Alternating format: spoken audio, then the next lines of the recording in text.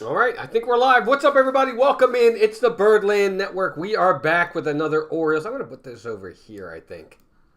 What do you guys think? That's going to go right there. Anyway, good to have everybody in here. We are back. This is it. Final week of the regular season. Coming up for the Birds. All right, I think we're live. And there's lots to talk about. Let me turn it down on the other end. Good to have everybody in here. Yeah, anyway, last week of the regular season coming up. Birds are off today.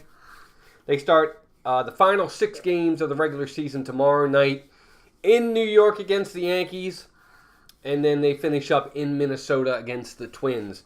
Oddly enough, when we talked just a week and a half to 2 weeks ago, we talked about this last set of games for the Orioles and how important it was for them to get off to such great start in this next 21 game stretch before that final 6 games, and how I thought the Orioles would have to go at least like 15-6 or 14-7, and they did the exact opposite of that. They really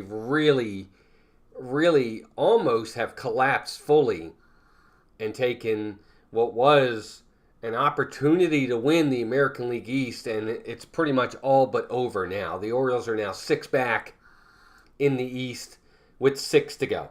They would have to win all 6, and the Yankees would have to lose all 6 to have any sort to win it at all. They can't lose a game, and the Yankees can't win a game in the final 6. That's not going to happen. It's all but over. So we're going to get into that a little bit. We're going to talk about the Orioles' woes on offense, which we've been talking about a ton, and then I'll kind of go over what I think if the Orioles make it, because we're going to talk about that too. My postseason roster predictions of what I think the O's are going to have for their roster. But welcome in, everybody. Again, good to have you all here at the Birdland Network. We are 75 subscribers away from 1,000. 75. We are so close. So thank you all for that. That means a lot. Let's see. In the chat, just a couple people in the chat right now. 6 people watching, but a couple people chatting. Sony 4K, good to have you here. And Slicer's in the house. Good to have both of you here. And hopefully some more people will come in. Please chat. If you have questions about the O's or baseball, don't hesitate. Also, if you do, you can send me the questions at camdenquestions@gmail.com. And I will answer them if you think of something during the week. Again, that's camdenquestions@gmail.com. Send them to me. Anyway, it's been a day. But let's go over a few things. So I want to go over the record of the Orioles lately and where I think they stand when it comes to that, and a couple other things. But before we do that, I do want to just go and take into account, the Orioles got some good news. Hey, Laura, welcome in. Do you think we can make the wild card? Yes, I do think they can. I must admit, Walt, I just couldn't continue watching the O's games. It's something I felt as far as how the fading. Haven't watched the last 4 games. Too taxing literally on my health. Oh, Slicer, I get it. It's been very difficult. As I was going to say, they got good news. They got some people back. Danny Colon came back. Jacob Webb came back. Jordan Westberg is back. Ramon Arias came back, and it still hasn't stopped the losing. It still hasn't stopped the inconsistency. So even with these reinforcements, the Orioles still can't. Now, Jordan Westberg and Ramon Arias just came back yesterday. It was their first game. And they both actually contributed yesterday. Jordan Westberg had a double and an RBI. Ramon Arias had a single and I think a walk. Westberg had a nice play at second base. And, hey, Jeannie, welcome in. So, both of them contributed. It just, again, it's going to take a team effort, and the Orioles just still aren't on the page of being able to do it in a team effort. And we'll get into that a little bit more. So even with the reinforcements back, the Orioles have gone into their last 6 series. They did Tampa Bay, they lost 2 out of 3. Toronto, they lost 2 out of 3. Detroit, they lost 2 out of 3. They came home for San Francisco and lost 2 out of 3. And then the last series at home against Detroit, they lost 2 out of 3. So I guess that's 5 series. 5 series in a row that they've lost 2 out of 3. And it's really been a bummer because these are against teams. Toronto's out of the playoffs. Tampa Bay's out of the playoffs. The Giants are out of the playoffs. Boston is out of the playoffs. These are all teams that are mathematically pretty much eliminated and are at or under 500, and the Orioles just couldn't get it done. And it's really, really been a struggle. Although I'm glad you mentioned the key guys coming back. Hopefully it'll pump them up. We'll see. After they said they need to pick up the pace, they got 2 scores. Wasn't enough there. No, Jeannie, it wasn't enough. But the Orioles have just lost. They've lost 5 series in a row, 2 out of 3, and it's hurt them. Again, it's taken them from being basically 2 games behind the Yankees on September 10th, which was just 13 days ago, to now they're 6 back with 6 to go, and it's over pretty much. The Yankees are going to win the East, but to the Orioles' luck, and to their positive vibe, for what it's worth, they actually still lead the wild card, the number 1 wild card seed, by 4 games with 6 to go. So the magic number for the Orioles to clinch is 2. And that's any combination of an Orioles win or a Seattle or Minnesota or Detroit loss will get them that much closer to clinching a playoff position. So if they can win 4 out of the next 6, 3-3 really even, they're gonna make the playoffs and more than likely clinch that number 1 wild card seed and get home field advantage, at least in the first round of the playoffs. So it's important that they try to find some way of turning this around, finding some more momentum, and doing whatever they can. Now, 2 other key guys that the Orioles really need to get back are Grayson Rodriguez and Ryan Mountcastle. Now, Grayson Rodriguez is still, all he's doing right now is he's doing bullpen sessions and simulated games. So he hasn't even really faced live hitters yet. He hasn't gone out on a rehab. And I think yesterday was the end of the regular season for Norfolk. So he's not going to get any games in. It's all going to have to be simulated games. So that's going to be interesting. I kind of answered that, Grayson. I'll go over that in a little bit. What's up, Richard, the legend? R. Johns, welcome in, bud. Victor, welcome in. Good to see you. Everybody hit that like button. Good to have you all here. But Grayson hasn't pitched in any games. He's not going to pitch in any games at this point, at least not in the minor league level, because the minor leagues are done. Norfolk finished their season yesterday, and I think all the minor leagues are done at this point. So he won't get any chances. So I think to lengthen him out to be a starting pitcher going into the playoffs, I don't know what the Orioles are going to do that. So I think there's a real possibility that Grayson Rodriguez either A, doesn't make the postseason roster, or if he does, he'll have to come out of the bullpen because they just can't build him up for length to start, which is kind of a bummer. But anyway, if they can get Mountcastle and Grayson Rodriguez back in some capacity, it will help the team be stronger for sure. But we'll see what happens. And I put this in here, and I want to touch on it. I put, can the Orioles or will the Orioles miss the playoffs? And I'll go over what I meant by that. It really wasn't a thumbnail pull just to get you guys. It wasn't a clickbait thing. There's a legitimate chance here that the Orioles could still, after everything they did early in the season, there's still a chance they could miss the playoffs. With the way they've been playing right now, if they go 2-4 over these next 6 games, and these teams that are behind them all go 5-1 or 6-0 and find ways to win games, there's a chance the Orioles could lose out on the playoffs. They've been playing that bad. Offensively, they just cannot put it together. And it's an issue for them. And it's been an issue now for 3 months. It's been that way since the All-Star break. July, August, and September have been bad months for the Orioles. And they just cannot break out of the inconsistency, especially on the offensive end. And I keep pounding that, kicking the dead horse there, but it's the God's honest truth. And I'm going to get into some numbers on that. So the Orioles really, to be honest with you, each game they lose for the next 6 games, it puts that much more pressure on them to win. And I know that sounds like obvious, but what I get by that is this. If they can go into tomorrow night, and it's a big if the way they've been playing. If they can get that game tomorrow against the Yankees, get the one tomorrow, it pretty much will seal it. It'll seal it for them. It really would. It really would. Because I think they'll do fine in Minnesota. I think they'll win at least 1 or 2 in Minnesota. I just do. If they can get that game tomorrow against the Yankees, they'll be able to take a collective breath.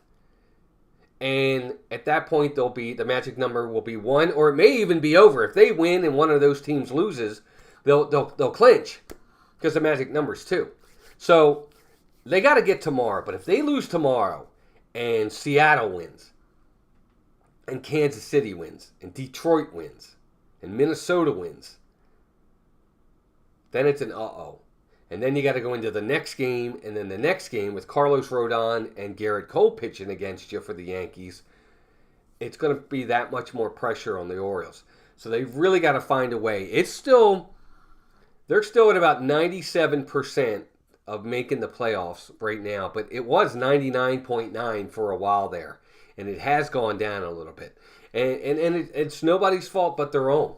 They haven't played up to the potential that they are.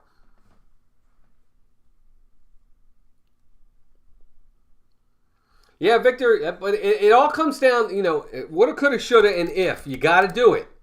Trust me, as a team with the Orioles, I know what it's like, and it's not good. You got to go out and win those games. We talked at the beginning of the year about this, and I still think the Mets are a very good team, and that's why they're right there. But the Mets, you are 3 behind. Right now, they're 3 behind San Diego.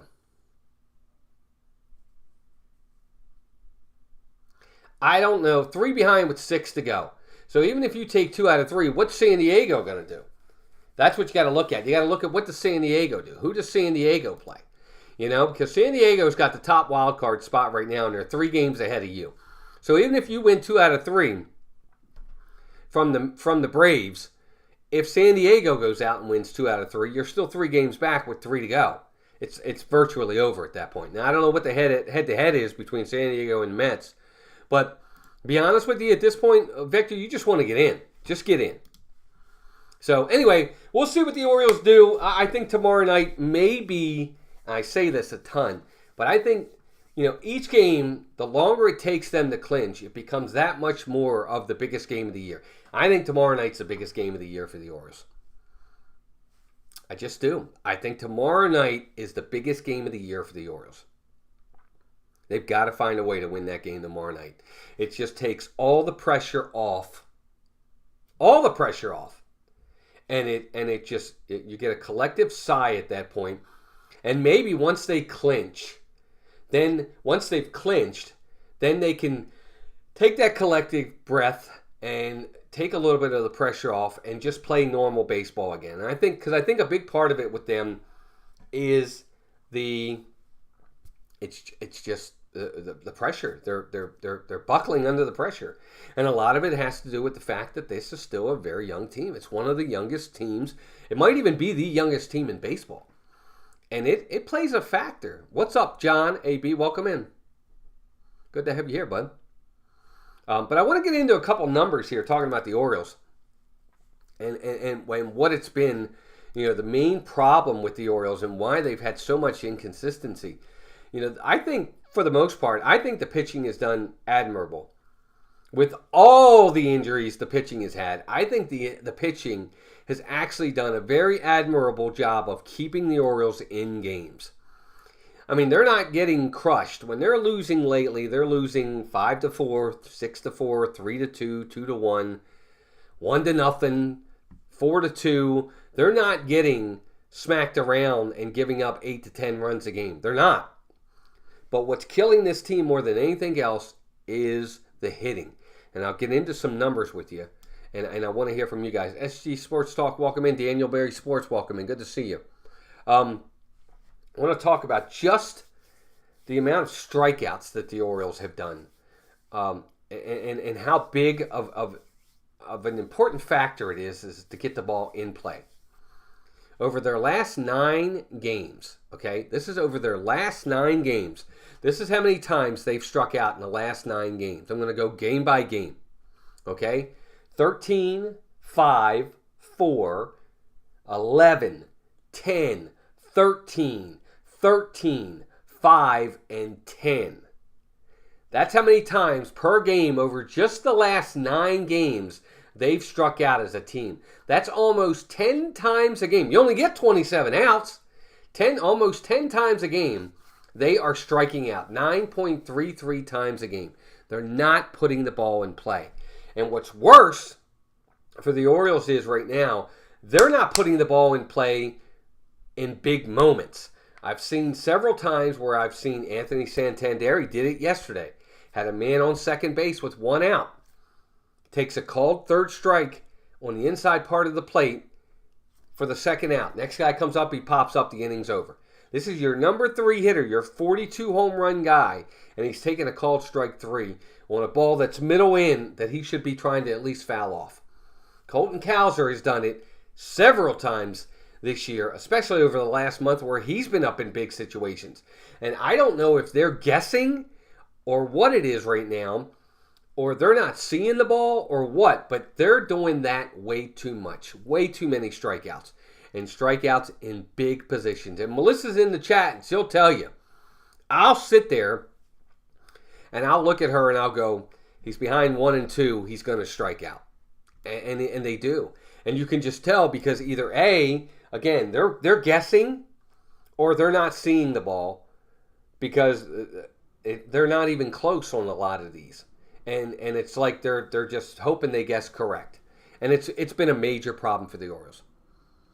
Kramer versus Schmidt tomorrow night, and Eflin versus Cortez, and Burns versus Cole. That is the Orioles. Yeah. Good pitching matchups, and you know the Orioles got to win. Well, I mean they got to win them all at this point if they want to win the division. But you know, at the very least, you got to win. Well, I've said it so many times, I don't even want to say it anymore. They got to win 2 out of 3. But anyway, so back to the problems with the Orioles, and I'm sorry to be all negative about this, but it's just got to be addressed. The strikeouts are way too many, just way too much. But the even bigger issue than the strikeouts is the runners in scoring position are horrible. And I'll go over each series. I'll go over just the last 9 games, the last 3 series. So the Detroit series, back in Detroit, in the 3 games against Detroit in that series, the Orioles went 0 for 8, 3 for 12, and 1 for 5. So basically they went 4 for 25. Bad. In the San Francisco series, they went 2 for 7, 2 for 10, and 0 for 3. So basically 4 for 20 in that series. And then the last series, the series they just had against Detroit, they went 1 for 8, 2 for 7, and 0 for 1. That's an 11. So in all 9 games in the last 3 series for the Orioles, they went 11 out of 61 with runners in scoring position. That is a 180 batting average. Not going to win like that. Just can't. You're not going to win like that. And it's an issue that has been ongoing for a while. These players, they're trying to hit the 5-run home run. They're trying to put the ball out of the park instead of just trying to get good wood on the bat and just get a base hit. And that's why I said to Melissa yesterday, we're sitting there watching the game and Santander steps to the plate, and I'm like, we don't need a home run. It's Gunnar Henderson's on second base. He can run. A base hit's going to score the run. It's that simple. Just get a base hit. And they can't do it. They just cannot do it. Yeah, Victor, well, I think part of the issue with the vets is I don't think that the talent of the veterans that the Orioles have is off the charts. I think the young players' talent is off the charts, and I think that in time, those guys are going to be superstar-type players. Gunnar Henderson, Adley Rutschman, Jordan Westberg, Jackson Holiday, Kobe Mayo, Colton Cowser. They're all very young. They've only been in the league 3 years at most, 3 full seasons or less.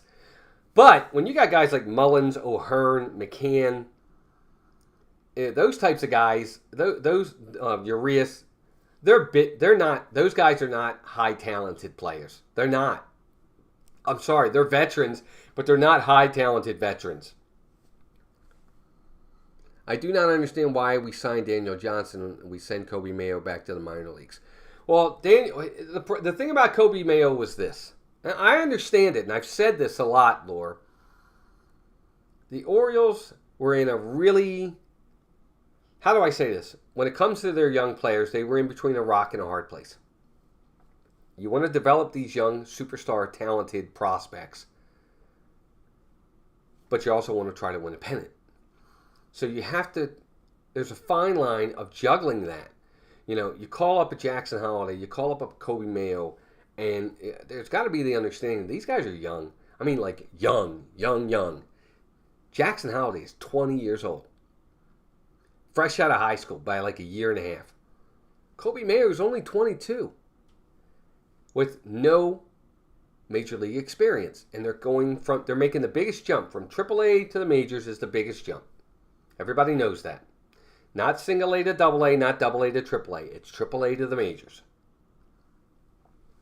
There's going to be struggles involved with that. But can you afford to allow them to learn on the job and struggle with a lot of at-bats when you're trying to win a pennant? Normally, I would say yes if everyone else is hitting. Nobody else is hitting. So the Orioles can't afford to do it anymore. Now that they have Ramon Arias back and Jordan Westburg back, Jackson Holiday will probably not play very much the next 6 games. He just won't. You'll see Arias in the game and you'll see Jordan Westburg in the game. It's just, that's the way it's going to happen. And with Kobe Mayo, that's why he was sent back down. Now that we have Westburg and Arias back, they don't need Kobe Mayo at this point, and they are going to send him down.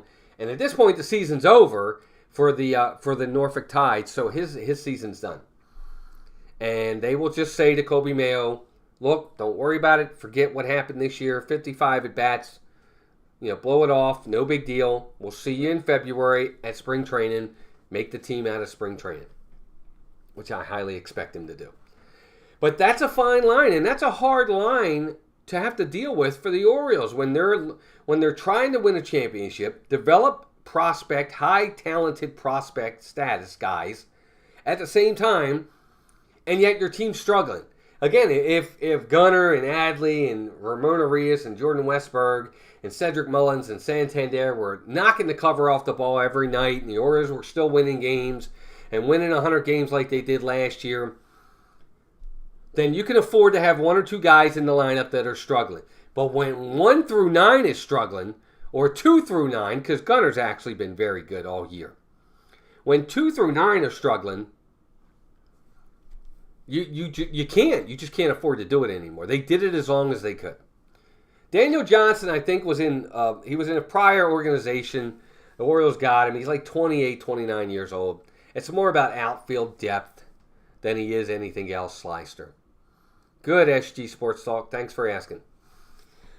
But that's why, I think at this point, that's why Kobe Mayo was sent down. They got the reinforcements back. And to be honest with you, I think Jackson Holiday in these last 6 games, if he's going to play at all, he probably won't play at all in the Yankees series. He probably won't. Even against Garrett Cole, who's a right-hander, they're not going to let him face a good right-hander. And, he might play a game or 2. If they clinch the wild card, the number 1 wild card seed, then he'll play a little bit more. Because what will happen is, let's say, for instance, and we'll get into that too. Let's say, for instance, the Orioles clinch. Let's say they win the first 2 games against the Yankees, because the Yankees just aren't playing well, and the Orioles happen to get a couple wins. The Orioles clinch playoffs, and they clinch the number 4 seed in the wild card. Then what the Orioles will do is they'll continue to allow Arias and Westburg to get more at-bats to get ready for the postseason. And they will sit Gunnar more, and they will allow Jackson Holiday to play a little bit more. That's what will happen. But that's the only way Jackson Holiday will get at-bats. They will allow Gunnar to take a break, and they will allow him to sit out a few games to get rested up for the playoffs. And that's how you'll see Jackson Holiday play more in these last 6 games. Otherwise, I don't think he's going to play. I don't. I think they're going to go with the veterans. Although Westberg's not really a veteran. It's only his first really full season in the major leagues is this year. But they'll go with Arias. They're going to go with Westberg. They're going to go with the talent that's been proven. And they're going to tell Jackson Holiday, again, just like Kobe Mayo, we'll see you in February for spring training. You can make the team out of spring training. Just my opinion. I think that's what will happen. But the Orioles, the only way you can do any of that is first off, you got to win some more games. They can't go 0-6 in these last 6 games. What a monumental collapse that would be. What's even more amazing is this is a team that won 101 games last year. 101 games. They had the second best record in baseball. They had the best record in the American League. They had the second best record in baseball behind the Braves. 101 wins last year out of the Orioles. And this year, 86 right now. They may not even break 90. They may not even break 90 wins this year. But ultimately, if they get in, it doesn't matter. Just get in. Yes, he does. He's an excellent player, SG Sports Talk. An incredible player. So I think that's what will happen with the Orioles. But again, it really comes down, you got to play well in these last few games. Take the pressure off yourself. Find ways to win a couple games here. And then you can give some guys some breaks. Maybe you can let Grayson Rodriguez come up for a spot start to get some length before the playoffs. Otherwise, if they keep losing early on in these next couple games, the pressure is just going to continue to mount, and that's going to be almost unbearable. Adam, welcome in. He says, good news is that Eflin and Burns are set up perfectly for games 1 and 2 of the Wild Card Series. Jackson will not play one game in the playoffs all the way through a World Series win, maybe pinch run. Well, here's what I'll say about that. Adam, here's what I'll say about that. First off, I'm not the biggest fan of Ramon Arias. Okay? That's the first thing. I'm just not. He's a very streaky, meh hitter to me. I'm sorry. He had a streak there where he had 2 good weeks where he was doing pretty good, and everybody jumped on their Arias bandwagon. He's not good. I'm sorry. He's not a long-term answer for your team. But he's going to make the playoffs. Okay? He's solid enough. Fair enough.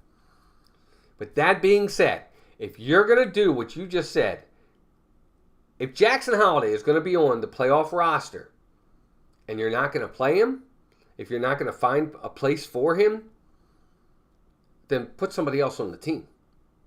Because there are going to be matchups where it's going to have to happen. Where you're going to have, say, Ramon Arias is going into the game. He's 0 for 3, hasn't gotten a hit. It's the bottom of the 8th inning. Right? Bottom of the 8th inning. They bring in another tough righty, and you're thinking matchups need a left-handed hitter.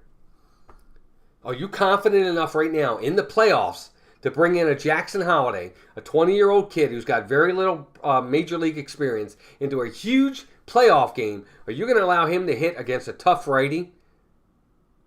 Probably not. Right? Then he shouldn't be on the team. Then put somebody else on the team as your pinch hitter, left-handed pinch hitter, if you need one. Put somebody else on the team and just say, Jackson, you can be in the dugout, experience the playoffs. We'll see you next year. Can't have him on the team if you don't want to have him play if needed. And to be honest with you, I don't even know that he should be in a position like that. Again, you're putting him in a position to fail. He's not a pinch hitter. He's not used to pinch hitting. He's used to starting and playing his entire career. And then you're going to have him come in the playoff game. Not you, but the Orioles are going to have him come in a playoff game against a tough righty in a big situation for a pinch hit. That's a big ask. That's a lot to ask of a 20-year-old kid. Not saying he can't do it, but that's a lot to ask of somebody. And you know how fans are. If they do it and he comes in and he strikes out, everybody's going to be, oh, he's terrible. Send him down. He shouldn't have been on the team. The Orioles need to trade him, which is just, pardon the expression, asinine talk. But, that's what happens with fans. But, there's a lot of questions the Orioles are going to have about this playoff roster when the time comes. But we got to get there first. Welcome in, everybody. 17 in here right now. That's amazing. Thanks, gang. With 19 likes. Again, if you have any other questions or comments about anything, please let me know. I'd like to hear from you. Let's see. So it needs 75 stolen bases. Well, obviously HD Sports Talk, he's not going to do that. He's not going to get 75 stolen bases in 6 games. He's not going to get 7 stolen bases in 6 games. He's probably going to stop at this point. So nobody's breaking 130 steals. But that's a debate for another day. Anyway, so yeah, the Orioles need magic number is 2, combination of either an Orioles win or I think it's a Mariners loss or a Twins loss. One of those teams needs to lose, and the Orioles will be in. A couple more wins, and then they'll seal up the wild card, number 1 wild card, the number 4 seed in all of the American League. You know, you're 4 up with 6 to go. 4 up with 6 to go. And let's kind of look at that. So we'll talk about it. So the Orioles, let's see if I can share this. Every time I try to share stuff on this, it never really works. But we're going to try. Hold on. Don't go anywhere, gang. Let's discuss.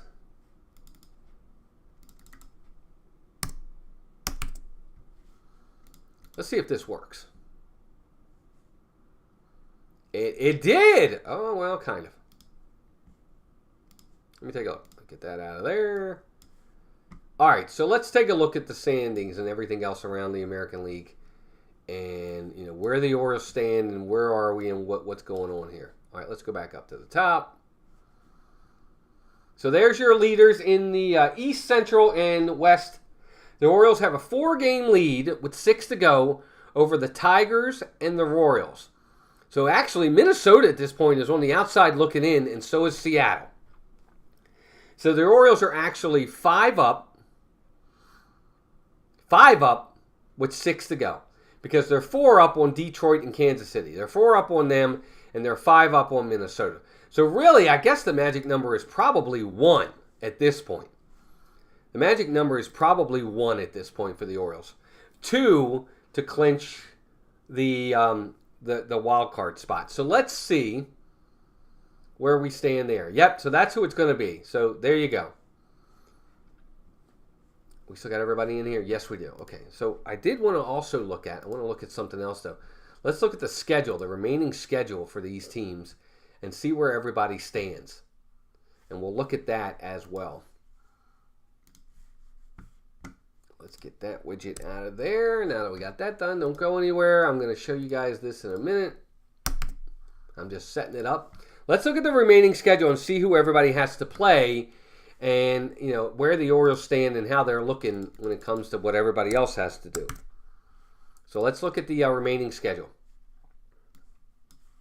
So again, the Orioles are off tonight. They cannot clinch tonight, no matter what. So let's see. We're talking about Minnesota and we're talking about Seattle, because they're the ones that are on the outside looking in. Seattle is facing Houston. That's big for the Orioles. That's a big deal for them. Houston's playing very well and hasn't clinched yet, so they could use the wins. And then Minnesota is playing the Marlins. Now they're probably going to beat the Marlins. Now that's today. That's the 23rd. Now tomorrow, I'm sorry. No, just 4 games today. So Seattle will play Houston, and then tomorrow Seattle will play Houston again, and Minnesota will play Miami. So Minnesota's got a better shot there. And that's the next 3 games. So Minnesota's playing Miami, and Seattle's playing Houston. It's a chance for the Orioles again to really go out and win this series and win the wild card.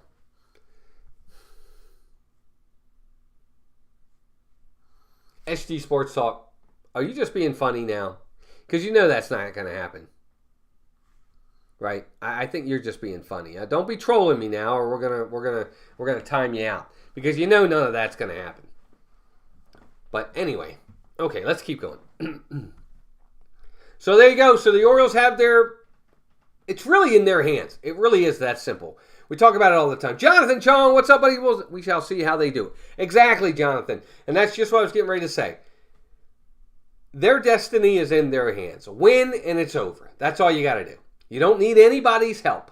Just win. If you win, doesn't matter what they do, you're in. Period. But they haven't been doing it, so they got to find a way to do it.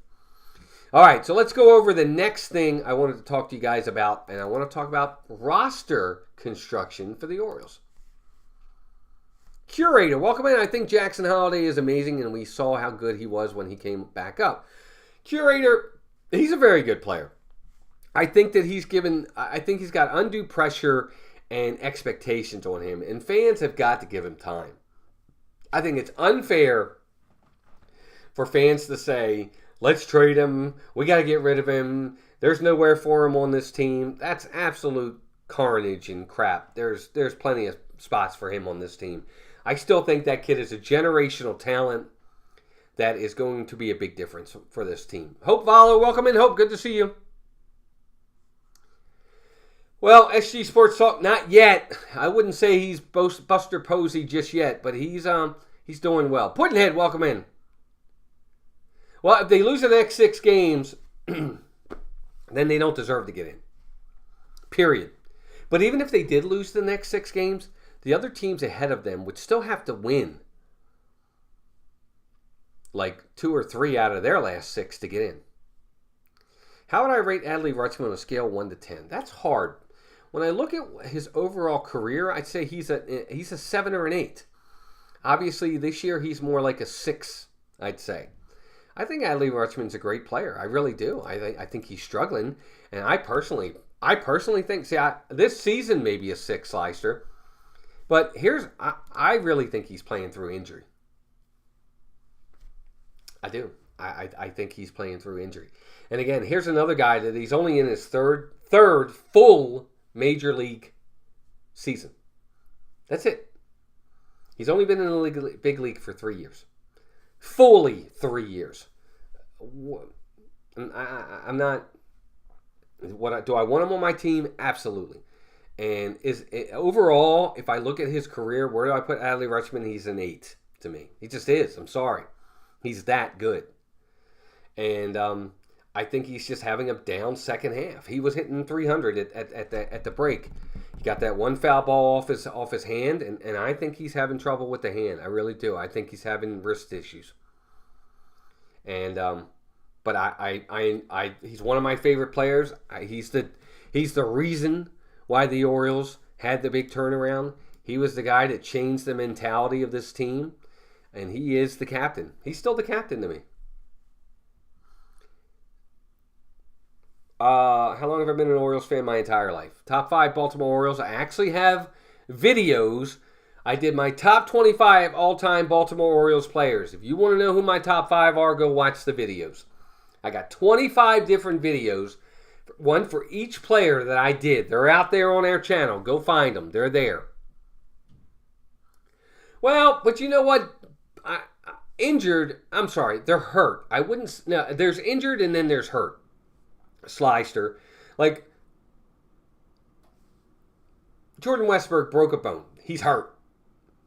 They're all injured. They all have bumps and bruises.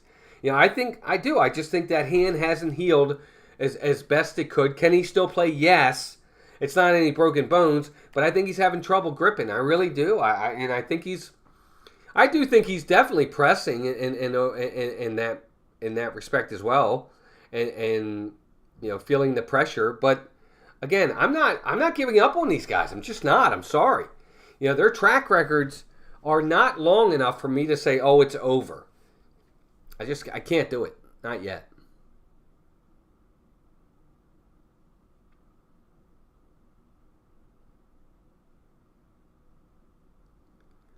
Yeah, Slicer, I get it. But again, catchers play hurt. They play with bumps and bruises. Crying out loud, James McCann got hit in the face and he stayed in the game. Right? Broke his nose. Stayed in the game. That's part of being a catcher. And McCann's not very good either. You know, who would you rather have? McCann or Rutschman? I'll take Rutschman every day of the week and twice on Sunday. Just my opinion. Well, yes, Laura, the Orioles can clinch a wild card spot. And who do I want to face in the playoffs? It doesn't matter. I just want to get in. I don't care who they face. It'll probably be Kansas City.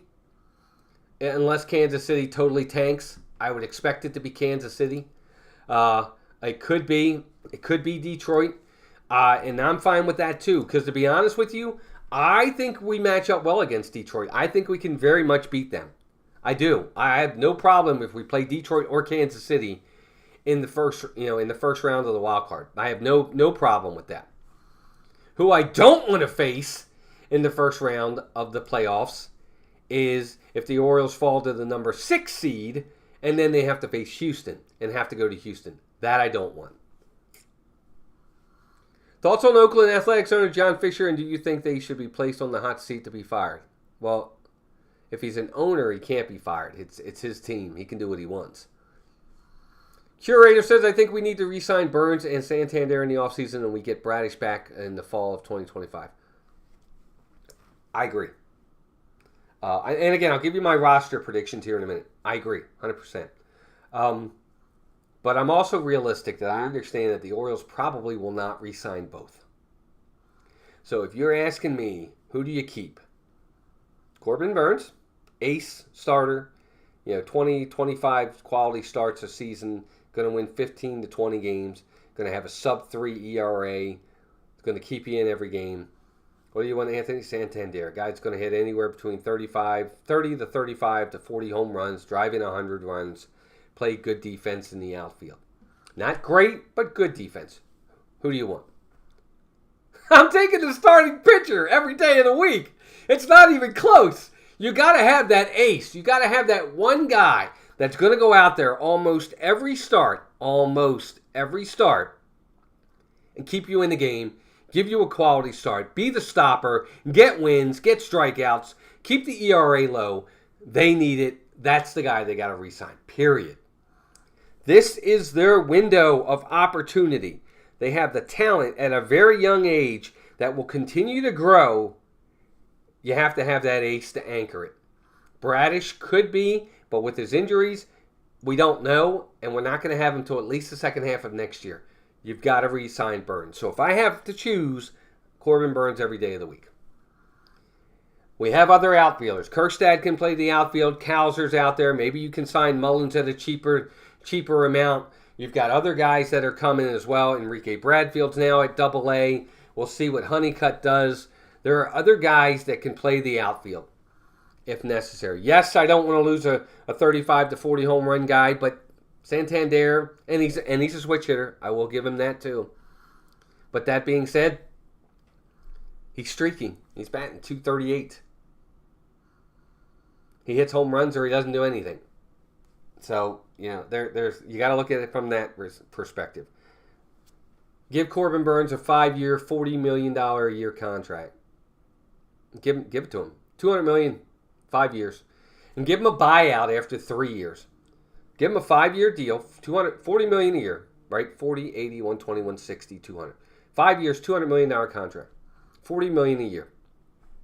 And give him the player option to opt out after 3. Because I think the next 3 to 5 years is the Orioles' window to go out and win several championships. I really do. Give him an option after 3 if he wants to opt out after 3. Put everything in his favor. But get at least 3 from him and go get it. Are the Yankees going to beat Baltimore tomorrow? Well, obviously Johnny is a Yankees fan because he said Yankees and he called us Baltimore. If he had said, is New York going to beat the Orioles tomorrow? Maybe I would have said he's an Orioles fan, but I think Johnny Reynolds is a Yankees fan. I think they're going to beat the Orioles tomorrow if they score more runs than them. How's that? I have no idea if they're going to win tomorrow night.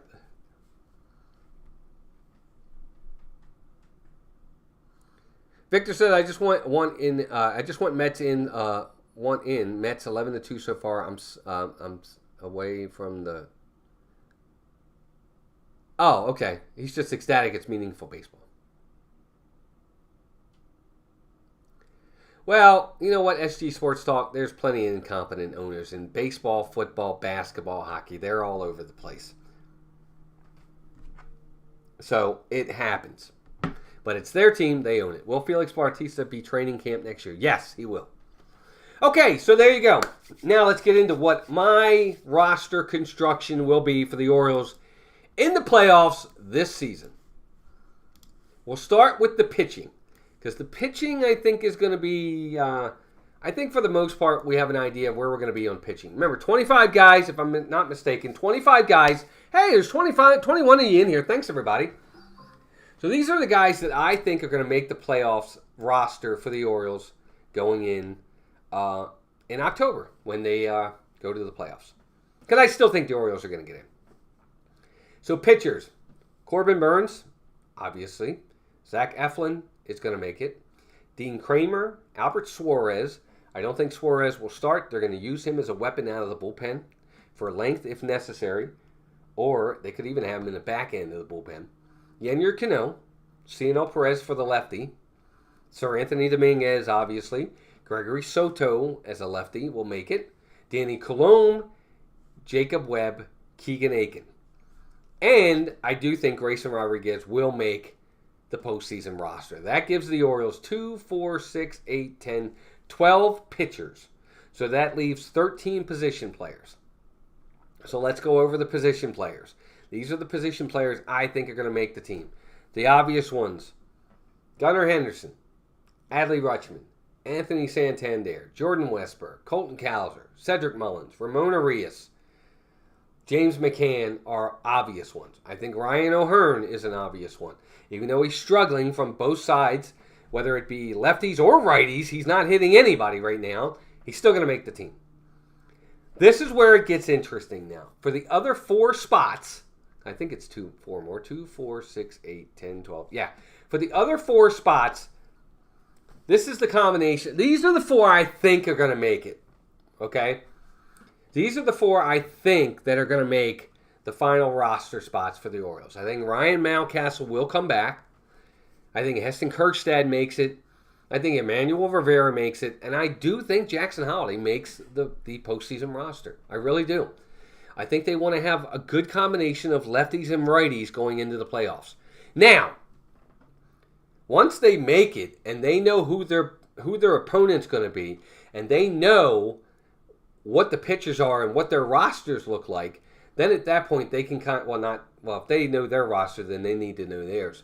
But if they know who is going to be making the playoffs and who they're going to face in the first round, it'll give them a better idea of where to go with their roster. Is this team heavy on lefties? Do they have a lot of lefty starters? Maybe we need to go heavy on the righties. Are they heavy on the righties and we want to have a lot of lefty starters? Maybe we go heavy on the lefties. We'll have to see. But that's the ones I think are going to make it. The only other one that I would say is that if the Orioles want an extra pitcher and want to have one less position player, I think Jackson Holiday will be the one that's the most vulnerable. And either Bauman or Baker will make the roster for the 25th spot. Top 5 San Francisco Giants of all time are McCovey, Bonds, Clark, Cepeda, and Mays. Okay. Good ones.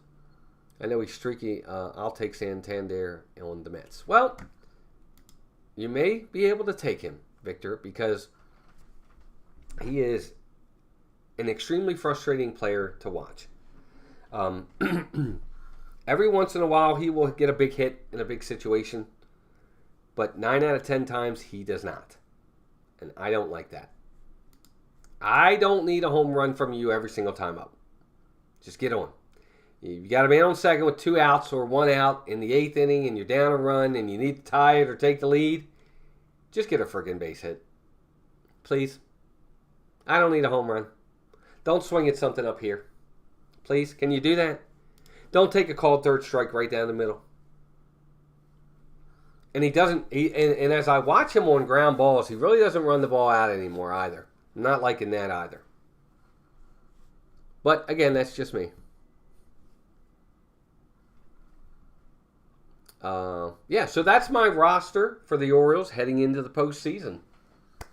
And again, we'll see what happens. I think the Orioles are, look, I said this before, I'll say it again. The Orioles are talented enough to go all the way. They really are. They are talented enough to win the World Series. They have enough pitching, and they definitely have enough hitting to win the entire thing.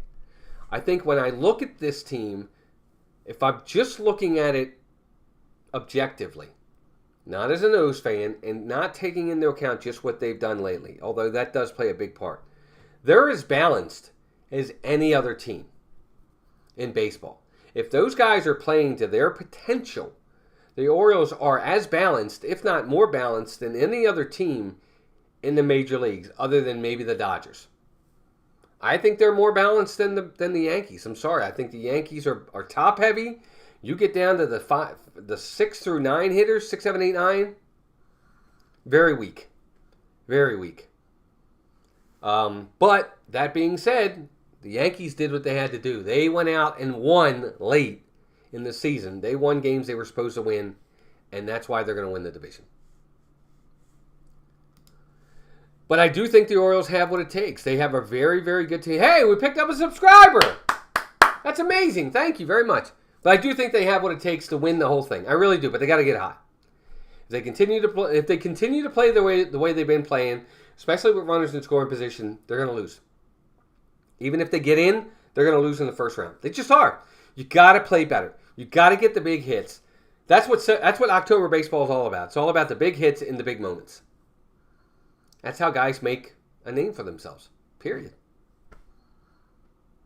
Oh, really? I like Buster Posey. Never was a Bonds fan. Never. I didn't like Bonds when he was with the Pirates. Certainly didn't like him when he was with the Giants. Obviously, all the other things with Bonds makes me like him even less. Not a good guy. Just not a good guy. Sad part about it is Barry Bonds would have been a Hall of Famer if he didn't go down that road. He was good enough. I mean, he was going to be there. He was a 40-40 guy or a 30-30 guy or something like that. He was right there. He could do everything. Good defense. He could steal, hit for average, hit for power, drove runs in, good arm, had everything going for him. But he didn't have the spotlight all to himself, and he had to have it. And, here we are. And unfortunately, now he's not ever going to get in the Hall of Fame. So, that's what happens when you allow that kind of stuff to run your life. Just be good. It's such a whole other story on the whole PED thing. I want to be a baseball player. I want to be the shortstop for the Baltimore Orioles. Guess what? I wasn't good enough. So I had to do something else. And these guys had to take PEDs, and they were good enough, but no, they had to be better. They had to be the big star. They had to go out and get all the money into this and that, and it wasn't enough, and here we are.